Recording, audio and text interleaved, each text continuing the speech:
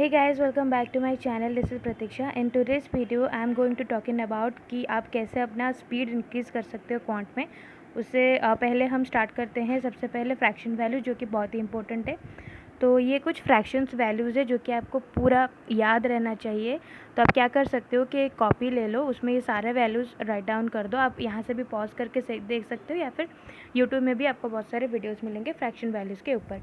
तो आप एक काम करना, एक पेज मतलब एक कोई भी कॉपी या फिर 2-3 पेजेस का एक लेना, एंड उसमें ये सब वैल्यू आप लिख लेना। जब भी आप दिन की शुरुआत करते हो मैथ से या फिर क्वांट से, तभी आप ये पहले एक बार अपने मन में ही पढ़ लो, ताकि अगर आप हर दिन पढ़ोगे तो ऑटोमेटिकली ये जो वैल्यूज सारे हैं आपको याद रह जाएंगे। तो जब आपको वन वर्ड प्रॉब्लम्स करने में बहुत ईजी होंगे, जबकि कि आपको लिखा होगा कि 62.5%, तो आपको पता होगा कि उसका वैल्यू 5/8 है, तो वो कैंसिल आउट होने में बहुत ईजी हो जाता है। तो ये आप बिल्कुल करना है, ये बहुत ही ज़्यादा इम्पोर्टेंट है अगर आप स्पीड मैथ अपना जो मैथ्स है उसको इंक्रीज़ करना चाहते हो तो फिर उसके बाद हम चलेंगे आपके स्क्वायर्स एंड क्यूब में। तो ये आपके मस्ट हैव में से है, ये भी आपको पूरा मुँह ज़बानी याद रहना चाहिए। तो सबसे पहले तो आपको 20 तक का पता ही होता है नॉर्मली, लेकिन उसके बाद थोड़ा डिफ़िकल्ट हो जाता है। तो ये भी एक कॉपी में आप लोग लिख लो, ताकि हर दिन आप थोड़ा थोड़ा पढ़ो। ये आपको 10 से 15 मिनट लगेगा सारा चीज़ें ख़त्म करने में, तो ये ज़रूर करना आप। तो जैसे कि हम 41 के स्क्वायर की बात करेंगे, तो आपको कंसीडर करना है 41, मतलब आपको अगर वहाँ पे 1 है, बस ये 40 और 50 के केसेस में है, 1 है तो 9 कंसीडर करना है। 9 का स्क्वायर है तो 81, और 40 का स्क्वायर हो गया 16, तो 16 81 इज़ द स्क्वायर ऑफ 41। वैसे ही 42 2 है, मतलब 8 कंसीडर करना है। 8 का स्क्वायर हो गया 64, एंड क्योंकि 40 का स्क्वायर 16 नहीं होता है, लेकिन 16 ऊपर चला गया है तो 17। ऐसे आप करते जाना, आपका पूरा आराम से हो जाएगा। फिर आते हैं 51 पे। 51 पे आपको 1 को 1 ही कंसिडर करना है। तो 1 का हो गया आपका 1 का स्क्वायर 1, एंड 5 का 25 होता है, लेकिन 2500 तो 50 का होता है, तो ऑब्वियसली 2600 पे आ जाएगा। 2 का 4 होता है, 2704 हो जाएगा, 26 27 हो गया। 53 का 3 का 9 होता है। इस हिसाब से आप अगर पूरा करते जाओगे तो आराम से आपका इसका आंसर आ जाएगा।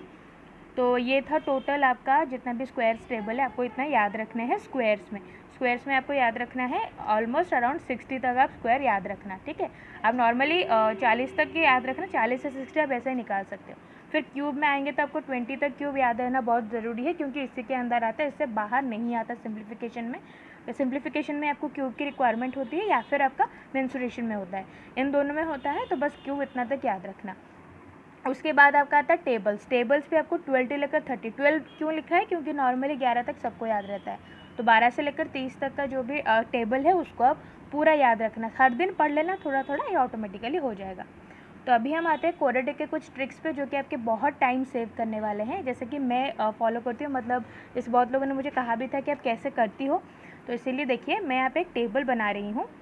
आपको सबसे पहले क्या करना है, कुछ साइंस बनाए, जैसे कि प्लस, उसके साइड में एक प्लस, और फिर उसके नीचे एक प्लस, और यहाँ एक प्लस। ये आप एक बार कर लेना, आपको याद रह जाएगा। फिर सेकंड लाइन से प्लस प्लस, फिर उसके नीचे एक प्लस, फिर राइट साइड में एक प्लस। तो आप देखोगे तो यहाँ पे एक क्वेश्चन मार्क का सिंबल है, यहाँ पे एक रिवर्स क्वेश्चन मार्क का सिंबल है। अभी जितना भी आपका जगह डैश, मतलब जितना जगह कुछ है नहीं, वहाँ पे आपको माइनस से उन जगह को फिलअप करना है। तो माइनस माइनस, यहाँ पे एक माइनस, फिर यहाँ पे 2 माइनस, और नीचे आपके टोटल 3 माइनस रहेंगे। इसका कॉन्सेप्ट मैं आपको बताती हूँ। वैसे नॉर्मली बहुत लोगों को पता होगा, it is for the new beginners, new मतलब सॉरी बिगनर्स। तो ये आपका बी का कोफिशिएंट है, ये आपका सी का कोफिशिएंट है, ये आपका जो 2 रूट आएंगे स्मॉलर रूट का कोफिशिएंट ये रहेगा, एंड द बिगर वन का कोफिशिएंट ये लास्ट वाला रहेगा। मैं ये सारे जो चीज़ें आपको एक इक्वेशन में करके बताती हूँ, ताकि आपको अच्छे से समझ आए। Let's take the equation as x square minus 5x plus 6 equals to 0। तो यहाँ पे जैसे आप देखोगे, जैसे कि मैंने इक्वेशन लिख दिया है यहाँ पे, तो आप देखोगे तो यहाँ पे माइनस है, और यहाँ पे जो बी है वो क्या है, यहाँ पे 5 है, और सी है यहाँ पे 6। तो बी का जो कोफिशिएंट है वो माइनस है, ठीक है, एंड सी का जो कोफिशिएंट है, बी का कोफिशिएंट माइनस, सी का कोफिशिएंट प्लस है। तो आपको खोजना है यहाँ पे कि कौन से वाले कोफिशिएंट में बी सी माइनस प्लस में है, तो सेकंड वाले में। तो मतलब जो 2 रूट्स यहाँ पे आएंगे वो दोनों रूट्स आपके प्लस में आएंगे, ये तो हमको पता चल गया। और क्योंकि प्लस माइनस स्मॉल बिग तो कुछ ऐसा है नहीं, दोनों एक ही रूट है, तो आप कहीं पे यहाँ पे जो रूट आएगा 2 और 3 आएगा, तो यहाँ पे आप 2 3 लिख सकते हो। ये आपका बहुत टाइम सेव कर देता है, आपको पूरा सॉल्व करने की ज़रूरत नहीं पड़ती है। ठीक है, और एक एग्जांपल लेते हैं, जैसे कि x square plus 5x plus, मैं यहाँ पे सोच रही थी एक्चुअली, प्लस 5x माइनस 6। तो यहाँ पे हमको क्या करना है, देखिए b का कोफिशिएंट यहाँ पे भी 5 है एंड c का कोफिशिएंट 6 है, लेकिन इन दोनों का साइन रखेंगे तो b का प्लस है, c का माइनस है। हम यहाँ पे देखते हैं प्लस माइनस, तो रूट भी प्लस माइनस होगा। अब हम कहाँ पे कौन से रखेंगे, 2 3 तो आएगा आपको पता ही, या फिर 5 1 आएगा, मुझे इतना याद नहीं था। तो 2 3 में से माइनस स्मॉलर वाले को पहले वाले में रखेंगे और बिगर को लास्ट वाले में रखेंगे, तो ये हो जाएगा आपका आंसर। तो इस तरह से आप बहुत सारा टाइम सेव कर सकते हो क्वाड्रेटिक इक्वेशन में। अगर आप उसको रेगुलर प्रैक्टिस करोगे तो आप ऐसे ही देख के बता सकते हो कि क्या आंसर होगा इसका। उसके बाद और एक ट्रिक बताती हूँ कि आपको डायरेक्ट क्वेश्चन देख के कैसे पता चलेगा कि आपका क्या आंसर हो सकता है क्वाड्रेटिक में। तो अगर देखिए एक्स वाई दो आपको कंपेयर करना होता है क्वेश्चंस में, राइट।